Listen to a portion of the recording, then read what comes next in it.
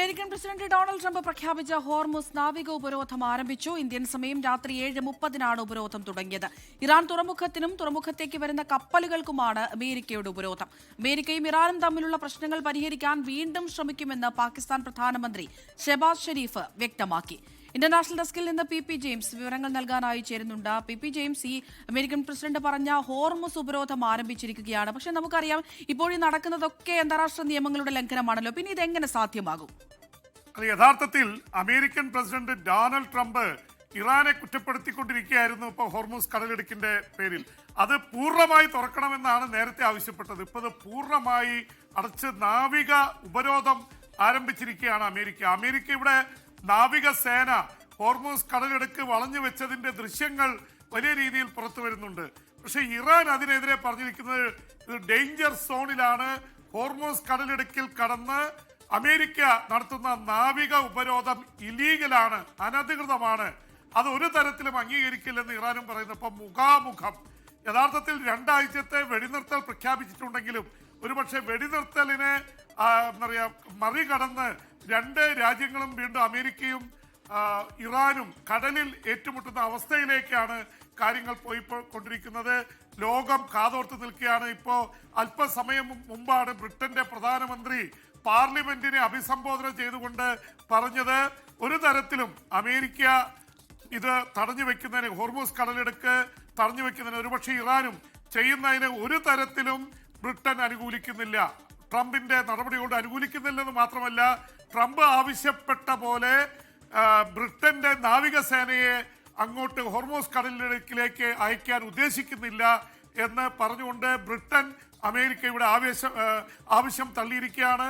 ഇതേ നിലപാടിലാണ് ഫ്രാൻസും ജർമ്മനിയും യൂറോപ്യൻ രാജ്യങ്ങളും. ഇപ്പൊ ട്രംപിന്റെ ഈ നീക്കത്തിന് യൂറോപ്യൻ രാജ്യങ്ങളുടെ പിന്തുണയില്ല എന്നുള്ളത് വ്യക്തമായി കഴിഞ്ഞു.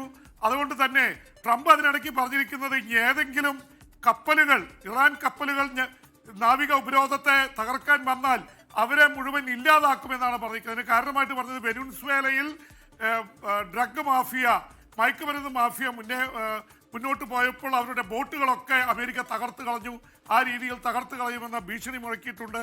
അതിനിടയിൽ തന്നെയാണ് ലിയോ 14 മാർപ്പാപ്പയും ട്രംപും തമ്മിലുള്ള ഏറ്റുമുട്ടൽ ആരംഭിച്ചിരിക്കുന്നത്. ട്രംപ് മാർപ്പാപ്പയെ പരിഹസിച്ചുകൊണ്ടും അദ്ദേഹം മാർപ്പാപ്പയെ കുറ്റപ്പെടുത്തിക്കൊണ്ടും പറഞ്ഞതിന് മാർപ്പാപ്പ അൾജീരിയയിൽ വന്ന് ഇറങ്ങിയപ്പോൾ തന്നെ മറുപടി നൽകിയത് രാഷ്ട്രീയം കളിക്കാനോ രാഷ്ട്രീയം പറയാനോ താനില്ല, പക്ഷേ ട്രംപിന്റെ ഇതിന്റെ മുമ്പിൽ ഭയമില്ല, ഉള്ള കാര്യങ്ങൾ തുറന്നു പറയും, യുദ്ധത്തിനെതിരെ അതിശക്തമായ നിലപാട് ഇനിയും സ്വീകരിക്കും, സമാധാനത്തിന്റെ പാതയാണ് ക്രിസ്ത്യാനികളുടെ പാത, അതൊരു തരത്തിലും ട്രംപിന്റെ പേര് പറയാതെ തന്നെ അതിന് വിരുദ്ധമായി പറയുന്നവരൊക്കെ ഗോസ്പലിനെ, സുവിശേഷത്തെ ദുർവ്യാഖ്യാനം ചെയ്യാണ്, അവരെ അംഗീകരിക്കാൻ കഴിയില്ല.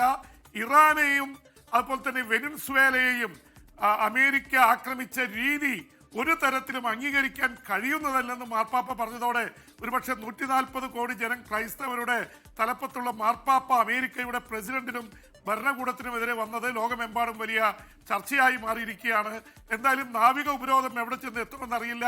പാകിസ്ഥാൻ പ്രധാനമന്ത്രി ഷെഹബാസ് ഷെരീഫ് ഈ മണിക്കൂറുകൾ പറഞ്ഞിട്ടുള്ളത് ഈ വെടിനിർത്തൽ ഇപ്പോഴും ഉണ്ട്, അതിന്റെ ചർച്ചകൾ തുടരുകയാണ്, അതുകൊണ്ട് ഈ ഉപരോധത്തിന്റെ പേരിൽ വെടിനിർത്തൽ ഇല്ലാതാവുന്നില്ല എന്നുകൂടി പറഞ്ഞിട്ടുണ്ട്. എന്തായാലും കാര്യങ്ങൾ പിടിവിട്ട് പോകാതിരിക്കാനുള്ള ശ്രമങ്ങളാണ് ലോകമെമ്പാടും നടന്നുകൊണ്ടിരിക്കുന്നത്. ചൈനയും റഷ്യയും കൂടി രംഗത്ത് വന്നിട്ടുണ്ട്. ട്രംപിന്റെ ഈ നാവൽ ബ്ലോക്കേഡ്, നാവിക ഉപരോധത്തെ ഒരു തരത്തിലും അംഗീകരിക്കാൻ പറ്റില്ലെന്നും ഹോർമുസ് കടലിടുക്ക് തുറന്നിടണമെന്നും ചൈനയും റഷ്യയും കൂടി ആവശ്യപ്പെട്ടിരിക്കുന്നു.